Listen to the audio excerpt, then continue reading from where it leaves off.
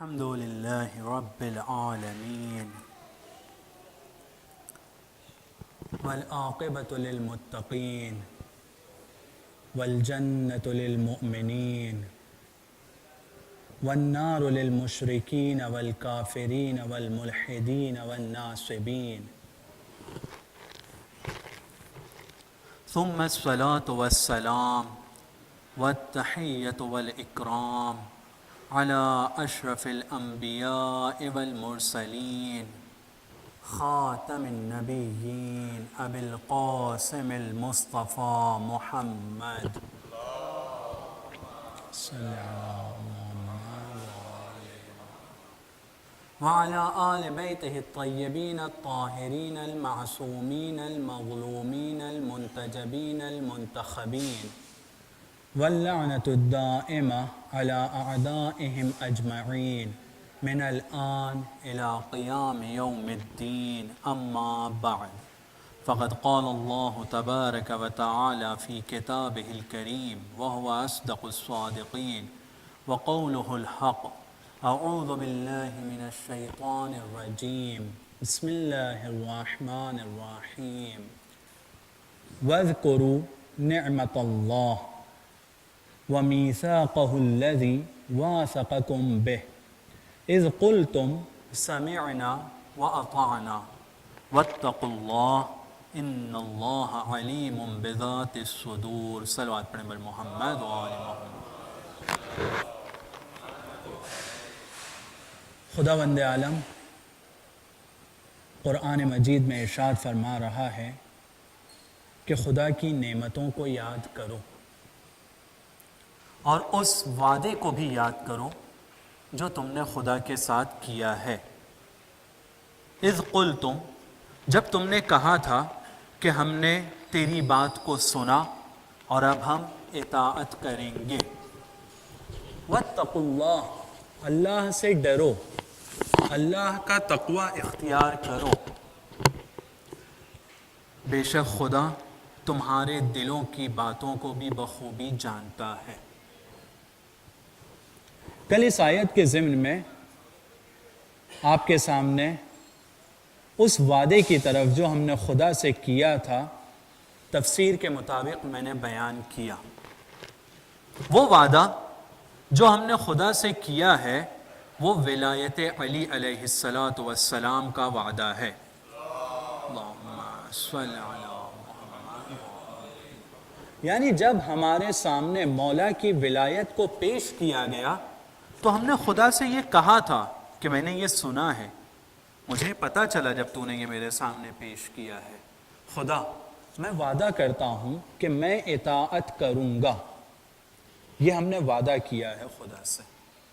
یہ جو وعدے کا کلمہ ہے ہم لوگوں کے لیے کوئی نیا کلمہ نہیں ہے، خاص طور پر ان لوگوں کے لیے جو نماز صبح کے بعد دعائے عہد بھی پڑھتے ہیں. دعائے عہد یعنی وہی وعدہ. ہر دعائے عہد میں جب بھی ہم دعا پڑھتے ہیں ہم کیا کہتے ہیں؟ اللہم انی اجددو، اے خدایا آج کے دن صبح کے وقت میں اس وعدے کو کہ جو میں نے کیا تھا اس کو آج پھر آ کر پکا کرتا ہوں اور اس وعدے کے اوپر عمل کرنے کا وعدہ کرتا ہوں، ارادہ رکھتا ہوں. تو یہ وعدہ ہم نے کیا ہے.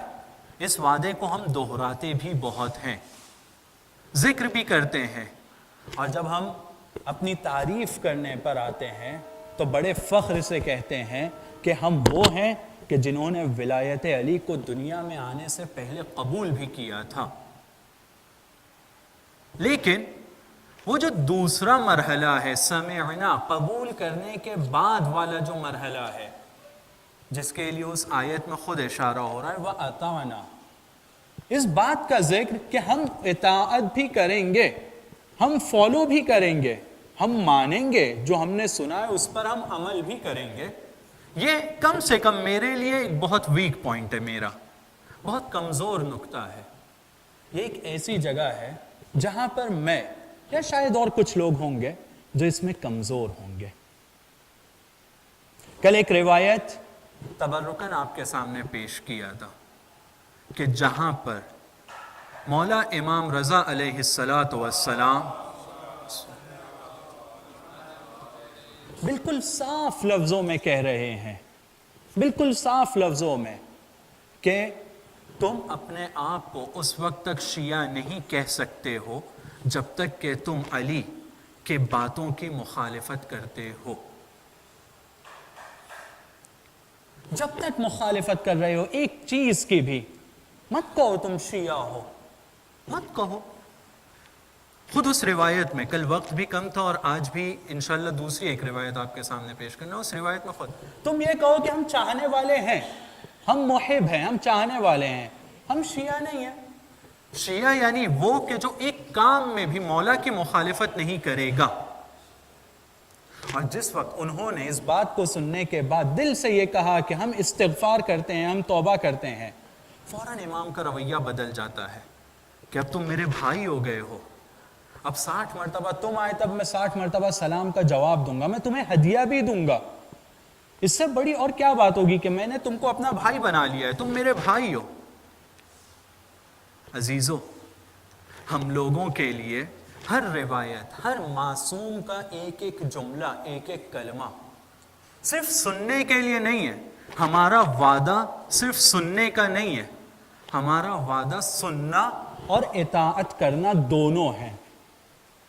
کچھ لوگ یہ بہانہ بناتے ہیں کہ میں سنوں گا ہی نہیں, جب سنوں گا نہیں تو مجھے اطاعت نہیں کرنا پڑے گی. نہیں, ہم نے وعدے میں دونوں چیزوں کا وعدہ کیا ہے کہ سنیں گے بھی اچھی باتوں کو, اور ہر اچھی بات جو ہم سنیں گے اس کے اوپر عمل بھی کریں گے, اس کی اطاعت بھی کریں گے. بہت سارے واقعات ہیں, بہت ساری روایتیں, لیکن آج آپ کے سامنے ایک ایسی ہی روایت پیش کرنا چاہتا ہوں, ایک ایسا ہی واقعہ پیش کرنا چاہتا ہوں جیسے کل ایک واقعہ پیش کیا تھا. مولا حسین علیہ السلام ہے,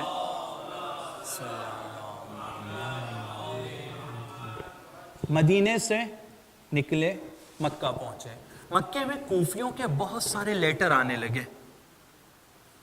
اب مولا حسین مکے سے نکل رہے ہیں. پوری روایت آپ کے سامنے ہے سفر کی کہ حج کو انہوں نے عمرے میں بدلا اور عمرہ کرتے ہوئے مکے سے نکل گئے. کہ ایسے وقت میں کہ جب سب مکے آ رہے تھے اور یہ جا رہے تھے, مکے سے کوفے کے لیے نکلتے ہیں.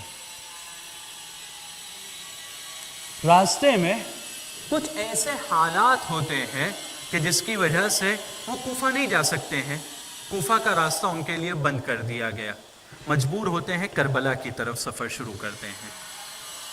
جب وہ کربلا کی طرف سفر کرتے ہیں تو ایک جگہ ہے جس کا نام ہے بنی مقاتل. جگہ کا نام ہے بنی مقاتل, منزل بنی مقاتل.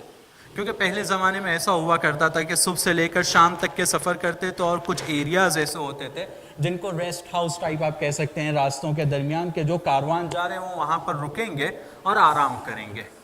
مولا ایک ایسی جگہ پر رکتے ہیں جو کربلا سے تھوڑے ہی فاصلے پر ہے, بہت زیادہ فاصلہ بھی نہیں ہے. اس جگہ پر مولا رکتے ہیں, دور ایک خیمہ دکھائی دیتا ہے. اپنے ایک صحابی سے پوچھتے ہیں, صحابی کا نام غالباً قیس ابن مسحر تھا. اس سے پوچھتے ہیں کہ یہ سامنے کس کا خیمہ ہے, یہ سامنے جو خیمہ لگا ہوا ہے کس کا خیمہ ہے. بڑی عجیب روایت ہے بھائیوں. کہتے ہیں یہ خیمہ کس کا ہے. جواب دینے والے نے کہا کہ عبید اللہ ابن حر نام کا ایک بندہ ہے جس کا یہ خیمہ ہے. عبید اللہ ابن حر. عبید اللہ ابن حر, اس سے پہلے کہ میں روایت کو آگے بڑھاؤں, عجیب کیریکٹر کا بندہ ہے, بہت عجیب و غریب بندہ ہے. جنگ صفین میں پہلے یہ تیسرے خلیفہ کا ماننے والا بندہ ہے, تیسرے خلیفہ کے بہت نزدیکیوں میں سے ایک بندہ ہے. دوسری اس کی صفت یہ تھی کہ جب جنگ صفین ہوئی تھی تو یہ علی علیہ السلام کے مقابلے میں لڑنے کے لیے آیا تھا. تیسرا, یہ پوری اس کی چھوٹی سی ہسٹری پہلے پیش کر دیتا ہوں. جس وقت جناب مختار کھڑے ہوئے تھے امام حسین علیہ السلام کے خون کا بدلہ لینے کے لیے, یہ جناب مختار کے ساتھ میں تھا. بعد میں جناب ابراہیم کے ساتھ میں, ابراہیم ابن مالک اشتر کے ساتھ میں جناب مختار اسے بھیجتے ہیں ایک جگہ کہ جا کر یہ لوگ وہاں پر جنگ لڑیں. اس کو بھیجا جاتا ہے. جناب ابراہیم کہتے ہیں کہ یہ بندے پر مجھے شک ہوتا ہے, یہ صحیح قسم کا بندہ نہیں ہے. جناب مختار کو لیٹر لکھتے ہیں. جناب مختار جواب میں کہتے ہیں کہ یہ دنیا پرست بندہ ہے, اس کو پیسہ جتنا زیادہ دو گے وہ اتنا تمہارے ساتھ میں رہے گا. تو اس کا خیال رکھو۔ جناب ابراہیم نے اس کو 5000 دینار، 5000 سونے کے سکے اس وقت دیے۔ اس کو جب دے رہے تھے تو اس نے کہا کہ تم مجھے 5000 تو دے رہے ہو لیکن تم نے میرے سے زیادہ لے کر رکھا ہے۔ نتیجہ یہ ہوا کہ جناب ابراہیم نے اس کو 2 برابر سکے دیے۔ پھر بھی وہ یہ کہتا ہے کہ نہیں، یہ بھی تم دے رہے ہو نا، اس سے زیادہ تم نے اپنے حصہ لے کر رکھا ہے۔ تو جناب ابراہیم سے ناراض ہو کر چلا جاتا ہے۔ بعد میں جناب مختار کے کچھ آدمیوں کو مارتا ہے اور اس کے بعد میں مصعب کے ساتھ میں جا کر مل جاتا ہے۔ ایک عجیب و غریب آدمی تھا یہ بندہ، خیمے میں بیٹھا ہوا ہے۔ مولا اپنے ایک صحابی کو اس کے پاس بھیجتے ہیں اور کہتے ہیں کہ جاؤ اس سے کہو کہ حسین یہاں پر ہے، مجھ سے ملنے کے لیے آئے۔ جواب میں کہتا ہے کہ میں کوفے سے نکلا ہی اسی لیے تھا کہ مجھے یہ پتا چلا تھا کہ حسین کوفہ آ رہے ہیں۔ جب میں کوفے سے اس لیے نکلا ہوں کہ حسین سے دور رہوں تو یہاں میں حسین کے پاس کیوں جاؤں گا؟ میں حسین کے پاس نہیں جاؤں گا۔ کوفے سے نکلنے کی وجہ بھی یہ بیان کر رہا ہے کہ مجھے پتا چل گیا تھا کہ یہاں حسین آ رہے ہیں۔ تھوڑی دیر کے بعد جب وہ امام حسین کا میسنجر امام حسین کے پاس واپس آتا ہے اور یہ بتاتا ہے کہ انہوں نے اس طرح سے جواب دیا ہے، تو امام خود کھڑے ہوتے ہیں اپنے ساتھ کچھ چھوٹے بچوں کو لے کر جو ان کے ساتھ وہاں موجود تھے، اور اس کے خیمے میں جاتے ہیں۔ جس وقت جب جناب مختار سے ملنے آیا تھا امام حسین کی شہادت کے بعد میں، تو اس کا جملہ تھا کہ وہ جو منظر کہ حسین میرے خیمے میں آئے تھے اور جب میری نظر حسین کی صورت پر پڑی تھی تو اس سے خوبصورت چہرہ میں نے اپنی زندگی میں کبھی نہیں دیکھا تھا۔ اتنا نورانی چہرہ تھا حسین کا، اور میں اس دن کو کبھی نہیں بھول سکتا ہوں کہ حسین اپنے چھوٹے چھوٹے بچوں کا ہاتھ پکڑے ہوئے تھے۔ یعنی وہ اس کے دل میں بیٹھ گیا تھا، وہ ٹائم، وہ موقع اس کو یاد رہ گیا تھا، حسین کا نورانی چہرہ اس نے دیکھا تھا۔ اس روایت کو وہ خود کہتا ہے، اس جملوں کو وہ خود کہتا ہے۔ امام اس کے پاس پہنچتے ہیں، امام اس سے کہتے ہیں کہ دیکھ بھائی، تیری زندگی میں تو نے گناہ بہت کیے ہیں، اس سے بڑا اور کیا گناہ ہوگا کہ وقت کے امام علی کے مقابلے میں لڑنے کے لیے آیا ہے، اس وقت کے طاغوت کے ساتھ میں، معاویہ کے ساتھ میں، اس سے بڑا اور کیا گناہ ہوگا؟ کیا تو نہیں چاہتا ہے تیرے گناہ معاف ہو جائیں؟ کس سے کہہ رہے ہیں؟ عبید اللہ ابن حر سے۔ کون ہے اور آگے اس کا کیا ہوا ہے وہ آپ کے سامنے میں نے پیش کر دیا۔ اس سے کہہ رہے ہیں نہیں چاہتا ہے کہ تیرے گناہ معاف ہو جائے؟ بولا ہاں بتاؤ کیسے میرے گناہ معاف ہوں گے؟ کہا صرف ایک راستہ ہے، صرف ایک راستہ ہے۔ بولے کیا راستہ ہے؟ کہا راستہ یہ ہے کہ تم نبی کے نواسے کی مدد کرو، یہ راستہ ہے، تم نبی کے نواسے کی مدد کرو۔ عزیزو، بہت ہوشیار آدمی تھا، اپنے آپ کو بہت بڑا سمجھتا تھا، بہت چالاک تھا، جان رہا ہے نا کہ مولا حسین علیہ السلام کربلا کے میدان کی طرف جا رہے ہیں۔ کربلا اگر اس کو اس وقت نہیں بھی پتا تھا، یہ پتا تھا کہ مشکل راستے کی طرف جا رہے ہیں، ایک ایسی جگہ جا رہے ہیں جہاں جنگ ہونے والی ہے، جہاں حسین کے ساتھ بچے بھی ہیں، جہاں حسین کے ساتھ ان کی عورتیں بھی ہیں۔ اسے یہ پتا تھا، بہت ہوشیار آدمی تھا، اپنے آپ کو ہوشیار سمجھتا تھا۔ کہتا ہے کہ حسین میرے پاس ایک گھوڑا ہے۔ کیا کہتا ہے؟ میرے پاس ایک گھوڑا ہے، جب بھی کسی بھی جنگ میں اس پر گیا ہوں بیٹھ کر، ہارا نہیں ہوں، میں وہ گھوڑا تم کو دے دیتا ہوں۔ کتنی بڑی مدد کر رہا ہے۔ یہاں پہ صرف رکتا نہیں ہے، کہتا ہے امام حسین، اے حسین میرے پاس ایک تلوار ہے، جس جنگ میں بھی گئی ہے وہ تلوار کبھی ایسے ہی واپس نہیں آئی ہے، ہار کے واپس نہیں ہے، بھاگی نہیں ہے، بلکہ اس نے بھگایا ہے دشمنوں کو۔ مدد کر رہا ہے مولا کی۔ کیا لگتا ہے امام حسین نے کیا جواب دیا ہوگا؟ گھوڑا دے رہا ہے، تلوار دے رہا ہے، لیکن اس بات کو یاد رکھیں کہ مولا نے اس سے کیا مانگا تھا۔ مولا اس سے کہہ رہے میری مدد کرو، مولا کہہ رہے ہیں مدد کرو، جواب میں وہ کہہ رہا ہے لو میں مدد کے لیے تم کو گھوڑا بھی دے رہا ہوں، تلوار بھی دے رہا ہوں۔ اس نے امام کی خواہش کو پورا کر دیا، اس نے امام کی مدد کیا، یہ امام کی مدد ہے۔ اب آئیں ہم لوگ اب اپنی طرف۔ اس واقعے کو سن کر ہم لوگ بہت آرام سے کہہ رہے ہیں اس نے مدد نہیں کیا۔ ہم کیا کرتے ہیں اپنی زندگی میں؟ ہماری زندگی کیسی ہے؟ کیا ہماری زندگی کچھ اس طرح سے نہیں ہے کہ کچھ چندہ دے کر، کچھ روپیہ دے کر، کچھ چھوٹے موٹے کام کر کے اپنے آپ کے لیے سمجھ لیتے ہیں کہ بس ہماری جنت پکی ہو گئی اور وقت کے امام کی مدد ہو گئی؟ عجیب جملہ ہے وہاں پر امام حسین کہتے ہیں، عجیب جملہ کہتے ہیں، وما کنت، قرآن کی آیت ہے سورہ کہف کی آیت نمبر 51، کہتے ہیں وما کنت متخذ المضلین عضدا، میں ایسے لوگوں سے جو گمراہ کرتے ہیں، جو غلط راستے پر ہیں، کسی طرح کی کوئی مدد لینا پسند ہی نہیں کرتا ہوں. مجھے تیری مدد کی ضرورت نہیں ہے، یہ مدد ہی نہیں ہے کیونکہ تو غلط راستے پر ہے، تو غلط راستے پر ہے. اس کی مدد لینے سے امام نے انکار کیا، کھڑے ہوئے اپنے بچوں کا ہاتھ پکڑا، واپس اپنے خیمے میں آ گئے ناراضگی کی حالت میں.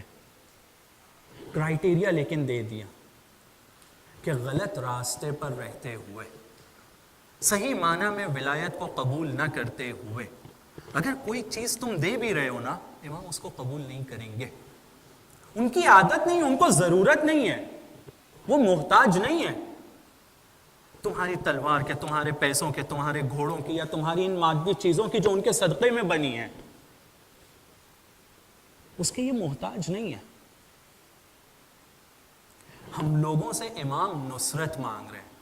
آپ سب لوگ، میں یہاں پہ کیونکہ بیٹھا ہوں اور آپ سب کو دیکھ رہا ہوں، جب میں نے کہا کہ اس نے مدد کر دیا تلوار اور گھوڑا دے کر، تقریباً سب نے کہا کہ نہیں کیا ہے. سب کو یہ سمجھ میں آ گیا ہے، اور خدا توفیق دے مجھے بھی یہ سمجھنے کی، کہ امام کی مدد گھوڑے اور تلوار سے اور ان چیزوں سے نہیں ہوتی ہے. یہ شاید ایک چیز ہوگی ہماری زندگی میں، ہمارا پیسہ، ہماری دولت اور ہماری طاقت، جو ہم کہیں مدد کے لیے اس کو استعمال کر سکتے ہیں اور راہ خدا میں دے سکتے ہیں. لیکن اصل میں ہمارا امام ہم کو مانگ رہا ہے، میرے نفس کو مانگ رہا ہے، مجھے مانگ رہا ہے. مجھے اپنے آپ کو امام کے اختیار میں دینا ہے. جب تک کہ میں اپنے آپ کو امام کے اختیار میں نہیں دوں گا، میرے اختیار کی چیزوں کو اگر ان کو دوں گا بھی وہ نہیں لیں گے. ان کو ضرورت نہیں ہے، ان کو میں چاہیے ہوں، ان کو شیعہ چاہیے ہے، ان کو صحیح معنی میں فالوور چاہیے ہے، اطاعت کرنے والا چاہیے ہے. لیکن ہم لوگوں کا سوچنے کا طریقہ اور اپنے امام کو دیکھنے کا طریقہ بہت عجیب و غریب ہے. ہم اس کے بجائے کہ امام کو اپنا نفس دینے کی بات کریں، اپنے آپ کو امام کے کنٹرول میں دینے کی بات کریں، ہم اپنے نفس کی بات کرتے ہیں. میرا دل، میرا من، میرا دماغ یہ کہتا ہے میرے امام کہاں ہے میری زندگی میں؟ جہاں پر صرف نیاز کے لیے تھوڑا چندہ چاہیے ہے، اور اس میں بھی کالر ٹائٹ کہ میں نے 1000 روپیہ دیا، میں نے 5000 روپیہ دیا، کس نے بھی اپنی استطاعت کے مطابق. لیکن عزیزو، یہ ایسی مدد ہے کہ جو امام کو قبول نہیں ہے. امام آیت پڑھ رہے ہیں قرآن کی. میں ایسے لوگوں سے جو صحیح راستے پر نہیں ہے، صحیح راستہ یعنی جو ولایت کے راستے سے ہٹ کر ہیں، ان سے میں کسی طرح کی کوئی مدد نہیں لیتا ہوں. ولایت کا راستہ 2 چیزوں سے مل کر بنا ہے، صحیح باتوں کو سننا اور اس کی اطاعت کرنا. تو وہ لوگ کہ جو اس راستے پر نہیں ہے، امام اس سے مدد ہی نہیں لیتے ہیں، اور ہم یہ خوش ہو رہے ہیں کہ ہم مدد کر رہے ہیں اور جنت میں ہمارے بنگلے بن رہے ہیں، فلیٹس بن رہے ہیں، اور کیا کیا تو بن رہا ہے. وہ لے ہی نہیں رہے، وہ قبول ہی نہیں ہو رہی ہے امام کی بارگاہ میں. اگر قبول کروانا ہے تو پہلے اس راستے پر آنا ہوگا، اور اس راستے پر آئے بغیر یہ سوچنا کہ میں مدد کر رہا ہوں تو خود اپنے آپ کو دھوکہ دینا ہے. مشہور واقعہ ہے، آپ لوگوں نے اس واقعے کو بھی سنا ہوگا، وہ 2 انار والا اور 2 روٹی والا. سنا ہوگا آپ لوگ نے، میں اس کو ریپیٹ کرتا ہوں اپنے چھوٹے بھائیوں کے لیے خاص طور پر. چھٹے امام کے زمانے میں، امام جعفر صادق علیہ السلام کے زمانے میں، ایک بندہ ہے جس کا ذکر اس نام سے بہت مشہور ہوا ہے کہ غریبوں کی بہت مدد کرتا ہے، غریبوں کے بہت کام آتا ہے، بھوکوں کو کھانا کھلاتا ہے. وقت کا امام ہے، ایک کچھ لوگوں کے ساتھ بیٹھے ہوئے ہیں اپنے صحابیوں کے ساتھ میں، اور کہتے ہیں کہ جب میں نے اس کا ذکر سنا تھا تو میرا دل چاہا کہ اس سے جا کر ملوں. خود امام یہ واقعہ اپنے صحابیوں کو سنا رہے ہیں، چھٹے امام، کہ میرا دل ہوا کہ اس بندے سے جا کر ملوں کہ جس کے بارے میں یہ مشہور ہے کہ وہ غریبوں کو کھانا کھلاتا ہے، بیچاروں کے کام آتا ہے، یتیموں کا پیٹ بھرتا ہے۔ میں کھڑا ہوا اور گیا اس سے ملنے کے لیے، تو دیکھا ایک جگہ وہ کھڑا ہوا ہے، اطراف میں بہت سارے غریب لوگ ہیں جن کی حالت سے معلوم ہے کہ وہ بیچارے ہیں، بھوکے ہیں، غریب ہیں۔ کسی طرح سے وہ ان کے درمیان سے نکل کر بازار کی طرف گیا۔ جب وہ بازار کی طرف جانے لگا تو میں نے بھی دیکھا کہ اس کو ڈسٹرب نہ کروں، اس کے پیچھے چلتا رہوں، کہیں پر موقع ملے گا تو اس سے میں بات کروں گا۔ امام اس کے پیچھے چلنے لگے، دیکھے کہ ایک روٹی کی دکان پر پہنچا ہے جہاں پر روٹیاں رکھی ہوئی ہیں، 2 روٹیاں چپکے سے اٹھاتا ہے، لیکن اس طرح سے اٹھا رہا ہے کہ وہ جو روٹی بنانے والا آدمی ہے اس کی طرف متوجہ بھی نہ ہو، چپکے سے اٹھا رہا ہے، جس کو ہم لوگ ابھی اپنے ورڈ میں کہہ سکتے ہیں چوری کر رہا ہے۔ امام نے وہاں پر کہا کہ چپکے سے اٹھا رہا ہے، لیکن امام نے حسن ظن کیا اس کے ساتھ، اس کو روکا نہیں، یہ سوچ کر کہ شاید یہ بندہ جو ہے روٹی والے کے ساتھ اس کا کچھ حساب کتاب ہوگا جو مجھے ابھی نہیں پتا ہے، تو اس کو چھوڑ دیا امام نے۔ ٹھیک ہے، وہ 2 روٹیاں لیا، آگے چلنے لگا۔ پھر تھوڑا آگے گیا، دیکھا کہ ایک سپر مارکیٹ ہے جہاں پہ فروٹس بھی رکھے ہوئے ہیں، 2 انار وہاں سے اس نے چپکے سے اٹھا لیا۔ امام تھے، دیکھا کہ وہ اس بات کا خیال رکھ رہا ہے کہ جو مالک ہے دکان کا وہ اس کو دیکھے نہیں، جس کو ہم لوگ اپنے ورڈ میں کہہ سکتے ہیں یہاں پر بھی وہ چوری کر رہا تھا، لیکن امام کہتے ہیں چپکے سے وہ نکال کر لے کر جا رہا تھا۔ جب آگے چلا گیا تو امام کے ذہن میں سوال ہے، جو اس سے پوچھنا ہے، اس کو میسج دینا ہے، یہ کیا کیا؟ ابھی امام اس کے ساتھ چل ہی رہے تھے، چلتے چلتے ایک غریب راستے میں مسکین دکھائی دیتا ہے، اپنگ، لولا، اپاہج، جو ہل نہیں سکتا ہے، روٹی اس کو دے دیتا ہے۔ تھوڑا آگے بڑھتا ہے، ایک کو انار دے دیتا ہے، پھر آگے بڑھتا ہے، ایک روٹی ایک انار، اس طرح سے وہ لوگوں میں بانٹ دیتا ہے۔ امام اور گھبرا گئے، تعجب، یہ کیا ہو رہا ہے؟ ایک طرف چوری کرتا ہے، دوسری طرف لوگوں کی مدد کر رہا ہے۔ اس سے جا کر اس کے پیچھے چل رہے ہیں، چلتے چلتے ایک ایسا وقت آتا ہے جب شہر کی طرف ریٹرن آنے لگتے ہیں، جب سٹی کی طرف آنے لگتے ہیں تو امام اس کو ایک جگہ روک کر پوچھتے ہیں، بھائی میں وہاں سے جہاں پر تم لوگوں کے درمیان تھے وہاں سے لے کر اب تک کہ میں تمہارے پیچھے ہوں، یہ میں نے جس دیکھا ہے کہ تم نے 2 جگہ سے 2 چیزوں کو اٹھایا اور اس طرح سے آگے بڑھے اور یہاں پر لوگوں کے درمیان آ کر بانٹ دیا، مجھے سمجھ میں نہیں آیا۔ کہتا ہے تمہارا نام کیا ہے؟ کہا میں خدا کا ایک بندہ ہوں۔ کہا کہاں کے رہنے والے ہو؟ کہا مدینے کے رہنے والا ہوں۔ کس خاندان سے تمہارا تعلق ہے؟ کہا کہ قریش سے، بنی ہاشم سے میرا تعلق ہے۔ کہا کہ تم جعفر تو نہیں ہو، جعفر ابن محمد؟ کہا ہاں ہاں میں جعفر ابن محمد۔ کہا تم کو اتنا بھی نہیں معلوم ہے؟ تمہارے بارے میں تو مشہور ہے کہ تم بہت بڑے عالم ہو، تم کو سب کچھ معلوم ہے، تم قرآن کو اچھے سے جانتے ہو، تم کو اتنا بھی نہیں معلوم ہے؟ وہ امام کے ورڈز ہیں جو اس طرح سے ہیں۔ کہا کہ بھائی کون سی ایسی آیت ہے جو تمہیں معلوم ہے، مجھے بھی بتاؤ۔ کہا تم نے قرآن میں یہ نہیں دیکھا ہے کہ ایک نیکی کرنے کے اوپر 10 برابر جزا ملے گی اور ایک برائی کرنے کے اوپر 1 گناہ ملے گا؟ میں نے 2 انار چرایا ہے اور 2 روٹی چرایا ہے، مجھے کتنے گناہ ملیں گے؟ کتنے؟ حساب کتاب کمزور ہے آپ لوگ ادھر والوں کا، خاص طور پہ ایک صلوات پڑھنے پر محمد و آل محمد۔ میں نے 4 چیزیں چرائی ہیں، مجھے 4 گناہ ملے گا، لیکن 4 چیزیں چرا کر میں نے 4 نیکی کیا ہے، ثواب کتنا ملا مجھے؟ 40۔ اس میں سے 4 مائنس کر دو، 36 تو مجھے بچا ہے، 36 مجھے بچا ہے نا۔ امام کو سکھا رہا ہے۔ امام اس کو جواب میں کہتے ہیں کہ میں جاہل نہیں ہوں قرآن کا، تجھے قرآن نہیں پتا ہے، تو نے قرآن کو صحیح سے نہیں پڑھا ہے، تو صحیح طریقے سے قرآن کو تو پڑھ۔ خدا خود اسی قرآن میں کہتا ہے کہ انما یتقبل اللہ من المتقین، خدا صرف ان لوگوں کے اعمال کو قبول کرتا ہے، ان لوگوں کے صدقات کو، خیرات کو اور دی ہوئی چیزوں کو قبول کرتا ہے جو متقی اور پرہیزگار ہوتے ہیں۔ متقی یعنی کون؟ جو امام المتقین کا ماننے والا ہے، یعنی وہی ولایت کو فالو کرنے والا، یعنی ایک ایسا شخص کہ جو متقی نہیں ہے ایک ایسا شخص کہ جو صحیح راستے پر نہیں ہے، آیت کے مطابق، امام کے قول کے مطابق اس کا کوئی عمل بھی قبول نہیں ہے۔ ہم اپنی زندگی میں کتنا اپنے آپ کو دھوکہ دیں گے بھائیو، کتنا دھوکہ دیں گے کہ ہم نیک کام کر رہے ہیں، میں نے یہ اچھائی کر دیا، میں نے وہ اچھائی کر دیا، میں نے وہاں مسجد بنا دیا، میں نے وہ غریب کو کھانا کھلا دیا، وہ یتیم بچے کے پاس عید کے کپڑے نہیں تھے میں نے بھجوا دیا۔ یہ کب تک کہ ہم لوگ اس کے اوپر خوش رہیں گے؟ امام کہہ رہے ہیں کہ قبول اسی وقت ہوگا عمل کہ جب تم متقی ہو جاؤ گے، جب تم صحیح راستے پر رہو گے،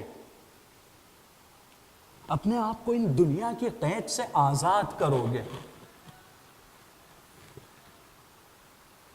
اپنے آپ کو اس نفس سے آزاد کرو گے، اپنے آپ کو خدا کے حوالے، معصومین کے حوالے کر دو گے، تب تم یہ کہہ سکتے ہو کہ شاید میرا کوئی عمل قبول ہوگا۔ لیکن اس وقت تک کہ جب تم ان کے حوالے نہیں ہو رہے ہو، ان کی خدمت میں نہیں ہو، تمہارا کوئی بھی عمل قبول نہیں ہوگا۔ ایک صلوات پڑھیں محمد و آل محمد۔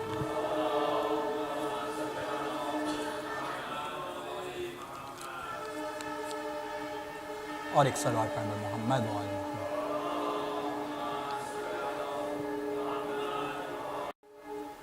اب جب امام یہ ارشاد فرماتے ہیں تو خود امام آگے یہ کہتے ہیں کہ جب میں نے اس کے سامنے اس آیت کو پڑھا اور اس کو بتایا تو وہ انکار کرنے لگا، کہا ایسا نہیں ہے، تم کو قرآن صحیح سمجھ میں نہیں آتا ہے، میں تو اس آیت کو پکڑوں گا، یہ آیت سے مجھے مطلب ہی نہیں ہے۔ ہم لوگ بھی، میں اپنی بات خاص طور پہ کروں، کچھ اس طرح کے ہیں۔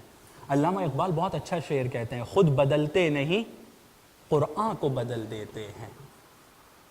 ہم لوگ اپنے مطلب کی باتیں بہت آسانی سے لے لیتے ہیں کہ یہ میرے کام کی بات ہے، یہ میرے ٹیسٹ کی بات ہے، اس میں میرا فائدہ ہے، اور وہ ٹیسٹ کی بات کو لے کر پورے قرآن کو چھوڑ دیں گے، پوری روایتوں کو چھوڑ دیں گے۔ جبکہ معصومین اور خدا جب اسلام کی بات کر رہے ہیں، جب ولایت کی بات کر رہے ہیں، تو پورے پیکیج کی بات ہے، تم کو سب کچھ لینا ہے، اس میں سے کچھ چھوڑنا نہیں ہے۔ عقیدہ بھی تم کو یہیں سے لینا ہے، احکام بھی تم کو یہیں سے لینا ہے، اخلاق بھی تم کو یہیں سے لینا ہے۔ پیدا ہونے سے لے کر مرنے تک کے، پیدائش کے پہلے کے اعمال جو ماں باپ کو کرنا ہے یا اجداد کو کرنا ہے، وہاں سے لے کر مرنے کے بعد جو وارثین کو تم کو دفنائیں گے، وہاں تک کے سب کام، سب کچھ ہم سے لو۔ ہمارے پاس پورا پیکیج ہے، تمہاری دنیا کے لیے بھی اور تمہاری آخرت کے لیے بھی۔ اس میں سے کلیکٹیولی نہیں لینا ہے کہ یہ میرے فائدے کا ہے، یہ میرے نقصان کا ہے، یہ میرے لیے آسان ہے، وہ میرے لیے سخت ہے۔ لینا ہے تو پورا لینا ہے۔ متقی وہ ہے کہ جو پوری چیزیں ان سے لے۔ شیعہ وہ ہے کہ جو ایک کام میں بھی ان کی مخالفت نہ کرے۔ کل آپ نے روایت کو سنا ہے، کون ہے شیعہ؟ وہ 4 لوگ ہیں۔ کیوں وہ 4 لوگ شیعہ تھے؟ کیوں؟ کیونکہ کسی بھی ایک امر میں، کسی بھی ایک کام میں وہ اپنے مولا کی مخالفت نہیں کرتے تھے۔ چونکہ کسی بھی ایک کام میں مخالفت نہیں کرتے تھے تو وہ شیعہ ہیں۔ لیکن جو لوگ مخالفت کرتے ہیں وہ اپنے آپ کو شیعہ نہ کہیں، وہ کہیں ہم چاہنے والے ہیں۔ چاہنے والے بہت ہیں۔ مولا کو ضرورت ہے ناصرین کی، مدد کرنے والوں کی۔ مولا کو ضرورت ہے شیعوں کی۔ مولا کو ضرورت ہے ایسے لوگوں کی جو ان کے کام آئیں، جو اسلام کے کام آئیں، جو اسلام کی مدد کریں، جو خدا کی مدد کریں، اور اس خوش فہمی میں نہ رہیں کہ ہماری یہ مادی چیزوں کی ضرورت ہے اسلام کو اور خدا کو۔ اسلام کو ضرورت ہے میری، مجھے اسلام کی مدد کرنا ہے، مجھے اسلام کے اوپر عمل پیرا ہونے کے لیے اپنے نفس کی قربانی دینا ہے۔ آیت اللہ جوادی عاملی خدا ان کو حفظ کرے، بہت اچھا جملہ کہتے ہیں کہ اسلام صحیح معنی میں انسان کو آزاد بنانا چاہتا ہے، آزاد بنانا چاہتا ہے۔ میں اپنی دنیا کا غلام ہوں، میں اپنے نفس کا غلام ہوں، میں اپنے دوستوں کی باتوں کا غلام ہوں کہ جو یہ کہیں گے میں وہ کروں گا، جو ان کو پسند ہوگا وہ کروں گا، یہ پہن لوں گا تو وہ کیا کہیں گے، یہ ڈریس میں نکلوں گا، یہ ہیئر اسٹائل میں نکلوں گا، وہ والا موبائل لوں گا تو لوگ میرا مذاق اڑائیں گے۔ میرے سب کچھ فیصلے ان کے مطابق ہوتے ہیں۔ میں دیکھتا ہوں دنیا کیا بولے گی، میرا دل کیا بولے گا، فیملی والے کیا بولیں گے، میرے فرینڈز کیا بولیں گے، میرے کلاس والے کیا بولیں گے۔ میں سب کا غلام ہوں، ڈائریکٹ یا انڈائریکٹ غلام ہوں۔ جو بھی قدم اٹھاتا ہوں یہ سوچ کے اٹھاتا ہوں کہ دوسرا کیا سوچ رہا ہے، یعنی میں اس کی مرضی کے مطابق خود کو چلا رہا ہوں، تو میں سب کا غلام ہوں۔ سب کا غلام ہوں میں دنیا میں، لیکن بعد میں بڑے فخر سے بولتا ہوں کہ بہت آزاد زندگی ہے، جو چاہتا ہوں وہ کرتا ہوں، جو لینا چاہتا ہوں۔ کسی کو بولو کہ نوکیا 1100 لے لو اور یہ سیمسنگ کو رکھ دے یا اس کو رکھ دے، نہیں نہیں، دنیا کیا بولے گی؟ بھائی تو جو چاہتا ہے وہ نہیں کر رہا ہے، جو دنیا چاہ رہی ہے وہ کر رہا ہے۔ سب کے غلام ہیں ہم لوگ، سب کے غلام ہیں، اور ایک کا غلام بننا نہیں چاہتے ہیں، خدا کا۔ وہاں پہ اپنے آپ کو سوچتے ہیں کہ بہت پیچھے رہ جائیں گے ہم لوگ، بیکورڈ ہو جائیں گے، پیچھے رہ جائیں گے۔ تو آیت اللہ جوادی آملی یہاں پر کہتے ہیں کہ خدا جب آزادی کی بات کرتا ہے تو خدا یہ کہتا ہے کہ سب کی غلامی کو چھوڑو، ایک کے غلام بن جاؤ۔ اب سے یہ دیکھو کہ اس کو کیا اچھا لگتا ہے وہ کروں گا، وہ کس میں خوش ہوتا ہے وہ کروں گا، چاہے یہ لوگ خوش ہو یا نہ ہو، میرے کلاس والے، کالج والے، گھر والے، میرے رشتہ دار، میرے بھائی، کوئی خوش ہو یا نہ ہو، مجھے ان لوگوں سے مطلب ہی نہیں ہے۔ ان کے سامنے میں جو کچھ بھی کروں گا، یہ آج خوش ہوں گے پھر ناراض ہوں گے، ان میں کوئی خوش ہوگا کوئی ناراض ہوگا۔ اچھا موبائل لے کے آؤں گا، ایک بولے گا یہ کیا کچرا موبائل لے لیا، وہ والا موبائل لیتا اس سے اچھا تھا، یہ کیا گاڑی لے لیا، وہ یہ کہاں پہ گھر لے لیا۔ ان میں کوئی خوش ہوگا کوئی ناراض، صرف اس کی خوشی کو دیکھ لوں میں، اس کو خوش کرنا اپنی زندگی میں مقصد بنا لوں، نتیجہ کیا ہوگا؟ صحیح معنی میں آزاد زندگی گزرے گی۔ صحیح معنی میں آزاد ہوں، ہزاروں لوگوں کے غلام، من کا غلام، لوگوں کا غلام، رشتہ داروں کا غلام بننے سے اچھا نہیں ہے ایک کا غلام بن کے رہوں، صرف ایک کا غلام بن جاؤں، ایک کا بندہ بن جاؤں۔ اور یہ ایک کا بندہ بننا کہنا آسان ہے، لیکن شیطان نے دنیا میں اتنی رنگ برنگی چیزیں لے کر آ گیا ہے کہ ان کو چھوڑ پانا اور ان کا مقابلہ کرنا آگے آنے والی زندگی میں بہت سخت ہے، بہت سخت ہے۔ 3 دن کے اعتکاف کی بات ہوتی ہے تو لوگ بولتے ہیں کہ کہاں پر مولانا 3 دن تک کے، 21 رمضان کو تو دھندا بند ہے، لیکن کل تو سنڈے ہے نا۔ ایک صلوات پڑھے بر محمد و آل محمد۔ یہ اور دوسرے بہت ساری چیزیں عزیزو، یہاں جب بات آ گئی ہے تو ایک دو روایتیں اعتکاف کے حوالے سے بھی بیان کروں۔ امید ہے کہ یہاں سے زیادہ مجمع گھر میں سن رہا ہوگا۔ اعتکاف ایک بہت بڑی عبادت ہے۔ اعتکاف یعنی صحیح معنی میں، جس کو ابھی تھوڑی دیر پہلے بھی میں نے ذکر کیا، اپنے آپ کو حوالے کر دینا، سب کی غلامی چھوڑ کر، سب رشتہ داروں کو چھوڑ کر، بہت ساری حلال چیزوں کو چھوڑ کر، سب کو چھوڑ کر آنا ہے، بیوی بچوں گھر والوں کو سب کو چھوڑ کر آنا ہے، اپنے آپ کو، اپنی دکان کو، سب کو چھوڑ کر آنا ہے، اور کس کے حوالے کر دینا ہے؟ خدا کے حوالے۔ اعتکاف کہاں ہوتا ہے؟ مسجد کے اندر۔ مسجد کس کا گھر ہے؟ خدا کا گھر ہے۔ یعنی اعتکاف یعنی یہ کہ خدا کا مہمان بن جانا۔ اس سے بڑی اور کیا فضیلت ہوگی کہ ہم خدا کا مہمان بنیں۔ خدا کا مہمان بننا، ہم کو ایک بڑی پوسٹ کبھی دعوت دیتی ہے تو کتنی تیاری اور کتنے فخر سے اپنے سب شیڈول اور اپنے سب کاموں کو چھوڑیں گے اور بولیں گے وہ صاحب کے یہاں دعوت ہے۔ بھائی بہت کم لوگوں کو دعوت ملتی ہے، شاید زندگی میں ایک ہی بار مل رہی ہے، لیکن وہ صاحب کی دعوت کیا جانا جو ہے، وہاں بڑی بڑی ہستیاں ملیں گی مجھے، لیکن اپنے سب پروگرام کینسل، سب اپوائنٹمنٹ جس کو دیا تھا، جو کچھ بھی تھا سب کینسل، وہ صاحب کے گھر پہ دعوت میں ڈنر پہ جانا ہے۔ یہاں پہ خدا ہم کو دعوت دے رہا ہے اپنی مہمانی کی، کہ میں تمہیں اپنی مہمانی کے لیے انتخاب کر رہا ہوں، آؤ تم میری مہمانی میں، تم کو میں اپنا مہمان بنانا چاہتا ہوں عزیزو۔ اور خدا کی مہمانی، وہاں پر بڑے بڑے لوگ اگر مل سکتے ہیں، یہاں اچھے اچھے مومن دوست ملیں گے، گلی کوچے میں باہر ہم ان کو کچھ حد تک کے جانتے ہیں، لیکن یہ ایک اچھا موقع ہے کہ ایمان کی بنیاد پر، ولایت کی بنیاد پر 3 دن ساتھ میں رہ کر اپنے ریلیشن کو اور دوستی کو مضبوط کرنے کا، اپنی آنے والی زندگی کے لیے تیاری کرنے کا۔ اکیلے ہم وہ تمام کام جو ولایت کے راستے پر چل کے کرنا ہے اور جو قربانیاں ہمیں اپنے نفس کی دینا ہے نہیں دے سکتے ہیں ہم لوگ، ہمیں ضرورت ہے اپنے اچھے دوستوں کی دنیا میں۔ اعتکاف پلیٹ فارم ہے، اعتکاف ایک ایسی جگہ ہے جہاں پر آپ کو اچھے دوست ملیں گے۔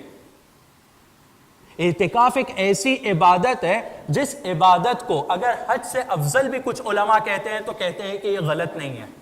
وجہ بیان کرتا ہوں کیوں۔ حج میں کیا ہوتا ہے؟ ہم خدا کے گھر پہ جاتے ہیں، یہی ہوتا ہے نا، حج پہ ہم خدا کے گھر پہ جاتے ہیں، جن چیزوں کو خدا نے حرام کر دیا ہے، جو عام زندگی میں میرے لیے حلال بھی ہیں، ان سے پرہیز کرتے ہیں۔ اعتکاف میں ہم کہاں جاتے ہیں؟ خدا کے گھر پہ۔ کچھ چیزیں جو ہمارے لیے حلال تھی اعتکاف میں حرام ہو جاتی ہیں، جیسے خوشبو ہے، جیسے ادھر ادھر کی مسجد میں بات کرنا ہے، جیسے خرید و فروش کرنا ہے، تجارت کرنا ہے مسجد کے اندر بیٹھ کر، ایسے جائز ہو، اس کے لیے تاکید بھی ہے، لیکن جب آپ اعتکاف میں آتے ہو تو آپ کے لیے حرام ہو جاتا ہے۔ تو یہ حج کی طرح ہو جاتا ہے۔ دوسری طرف اس کے اندر جو ایک اہم پوائنٹ ہے جو اس کو کچھ جگہ پر حج سے بہتر بناتا ہے، وہ یہ نقطہ ہے، حج انسان پر واجب ہے۔ حج واجب ہے، نہیں کرے گا کوڑے پڑیں گے، جہنم میں جائے گا۔ اعتکاف مستحب ہے، مستحب عمل کے لیے بغیر کوڑوں کے ڈر سے، بغیر جہنم کے ڈر سے اپنے آپ کو خدا کا مہمان بنا دینا، یہ زیادہ افضل ہے۔ روایت کے مطابق ہے کہ اعتکاف، کیونکہ بہت سارے مستحب اعمال کے لیے جب ثواب کا وہ ہوتا ہے تو یہ ہوتا ہے کہ ان کا ثواب بہت ساری عبادتوں سے زیادہ ہے۔ مثلا خود اس اعتکاف کے ثواب کے لیے ملتا ہے، چوتھے امام کی روایت ہے کہ جو شخص بھی اعتکاف میں بیٹھے گا اسے 2 حج اور 2 عمرے کا ثواب ملے گا۔ 2 حج اور 2 عمرے کا ثواب کیوں؟ کیونکہ ہم اپنے آپ کو خدا کے حوالے کر دے رہے ہیں۔ اعتکاف ایک ایسی عبادت ہے کہ جس میں ہم یہ پریکٹس کر سکتے ہیں کہ کس طرح سے ہم دنیا سے اپنے آپ کو بچا کر صحیح راستے پر اور ان احکامات پر عمل پیرا ہو سکتے ہیں جو معصومین چاہتے ہیں۔ کیونکہ 3 دن میں انسان یہ پریکٹس کر سکتا ہے، یہ سمجھ سکتا ہے۔ یہ ایک بہت اچھا موقع ہے کہ جس سے خاص طور پہ بزرگوں سے یہ گزارش ہے کہ اپنے گھر میں جوانوں، نوجوانوں کو اس بات کی تاکید کریں کہ اس موقع کو ہاتھ سے جانے نہ دیں۔ یقین کیجئے کہ مسجد میں تعداد بڑھنے سے میرا ریکارڈ اچھا نہیں ہوگا، مجھے کہیں اس سے فائدہ آخرت میں شاید اس بیان کے اوپر کوئی ایک جملہ سبب ہو کہ قبول ہو جائے، ورنہ شخصی فائدے کے لیے نہیں، لوگوں کا اس میں فائدہ ہے۔ جو آئے گا وہ فائدہ اٹھائے گا، جو معتکف ہوگا، جو اعتکاف کرے گا، اس کے لیے یہ سب ثواب ہے۔ میرے لیے بھی دعا کیجئے گا کہ ہم ایسے لوگوں میں سے نہ ہو کہ جن کے کہنے پر کچھ اعتکاف کریں اور جنت میں چلے جائیں اور ہم جہنم کی آگ سے ان کو تڑپتے ہوئے صرف دیکھتے رہ جائیں۔ خدا ہم لوگ سب کی عبادتوں کو قبول کرے۔ ایک صلوات پر محمد و آل محمد۔ بس ایک اور روایت اعتکاف کے حوالے سے، رسول خدا صلی اللہ علیہ وآلہ وسلم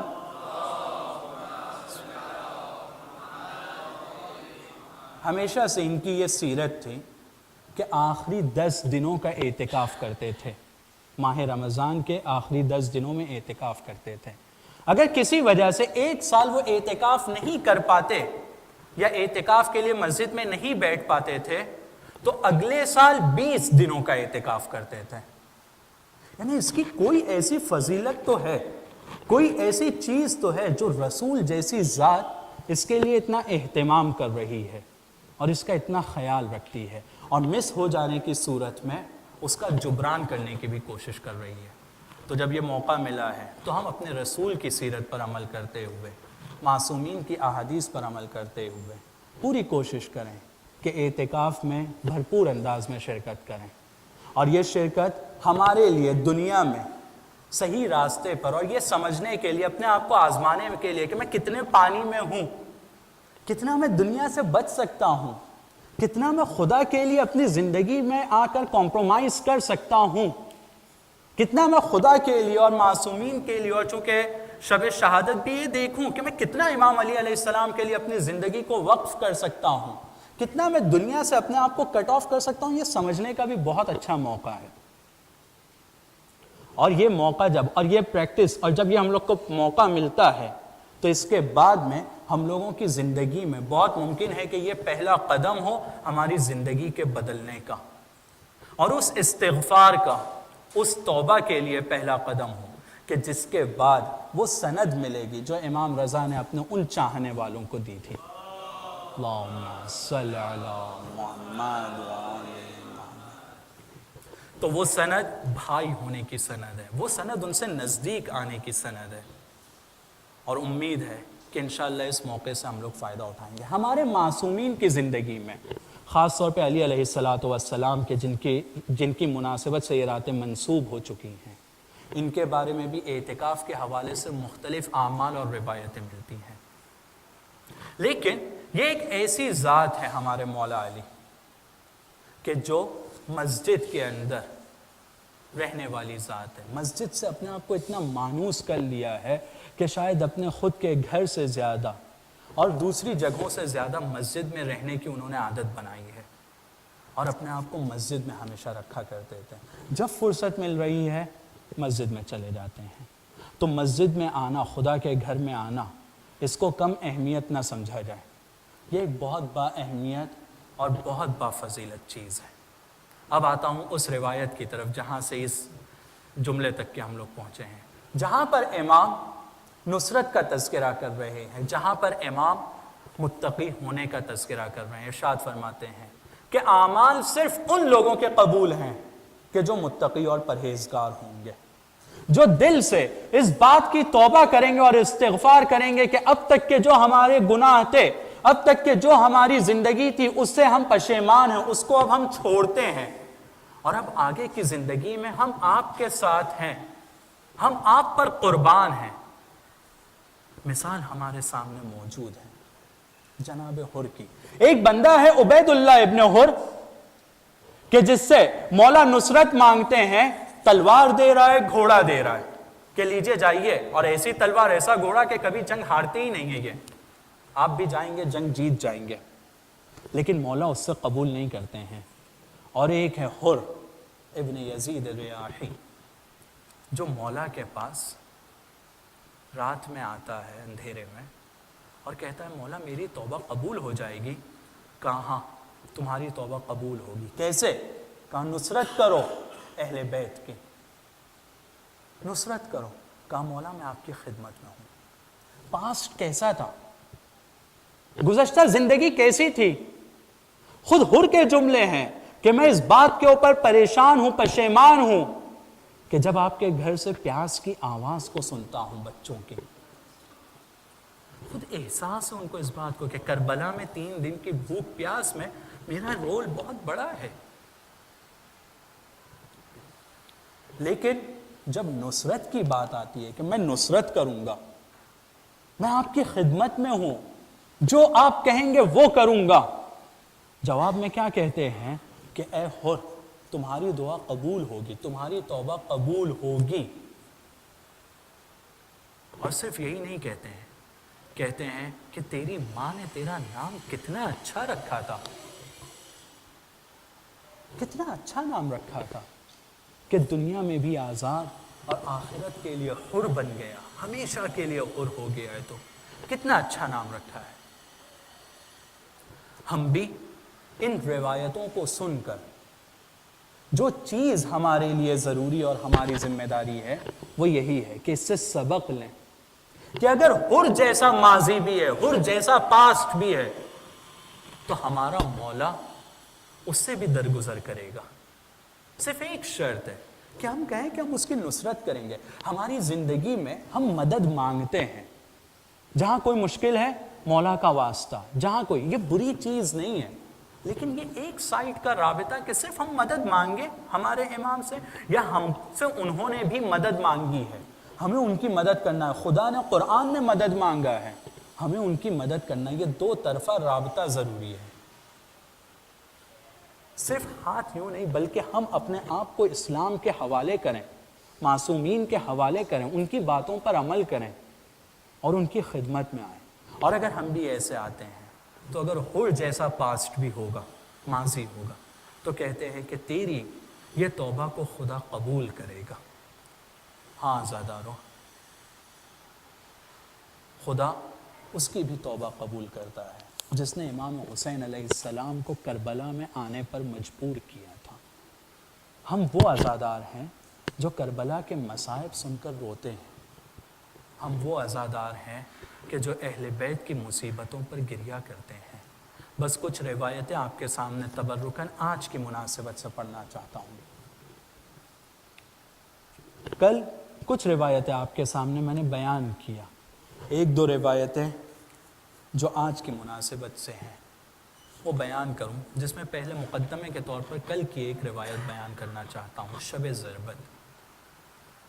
مولا علی جناب ام کلثوم کے گھر میں نماز شب پڑھنے سے پہلے کچھ دیر کے لیے آرام کرنے کے لیے لیٹتے ہیں۔ اچانک نیند سے گھبرا کر اٹھتے ہیں اور رو رہے ہیں، آنکھ سے آنسو جاری ہیں۔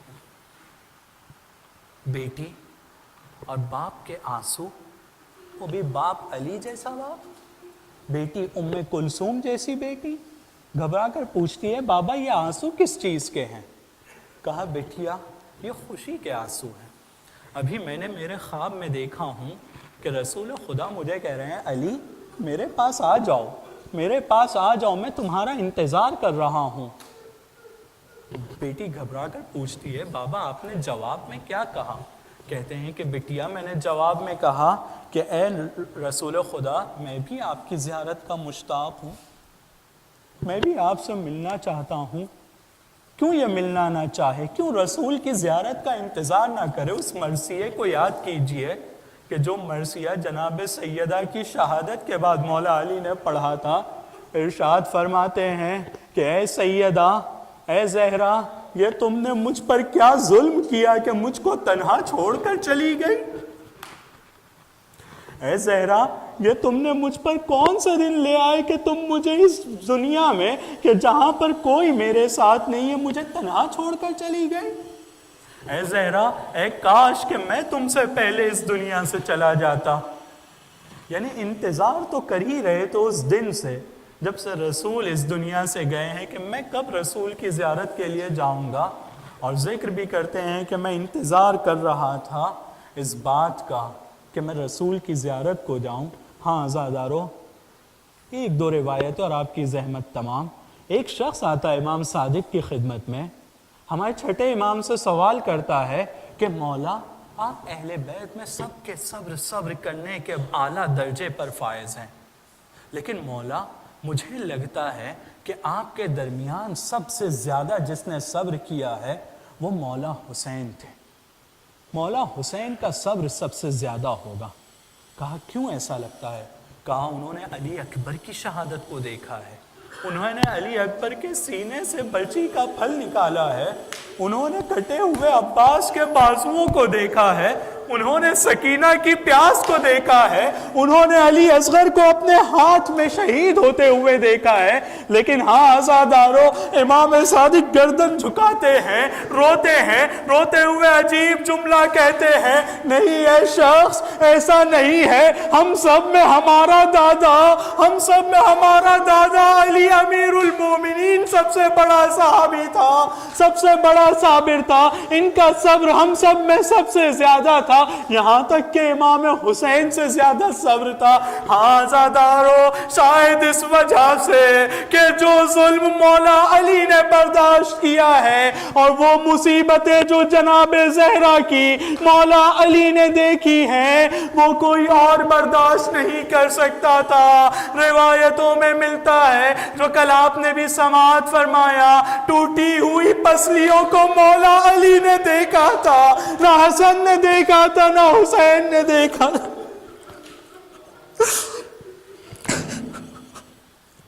ہاں عزادارو، علی علیہ السلام کو جب ضربت لگ گئی ہے، اب مولا علی کے دو بیٹے ہیں، پورے خاندان والے ہیں جو مولا علی کے اطراف میں بیٹھے ہوئے ہیں۔ امام حسن ہیں جو مولا علی کے پاس آتے ہیں، ارشاد فرماتے ہیں اے بابا یہ میں آپ کی کیا حالت دیکھ رہا ہوں، اے کاش کہ اس سے پہلے مجھے موت آ جاتی۔ مولا تسلی دیتے ہیں امام حسن علیہ السلام کو۔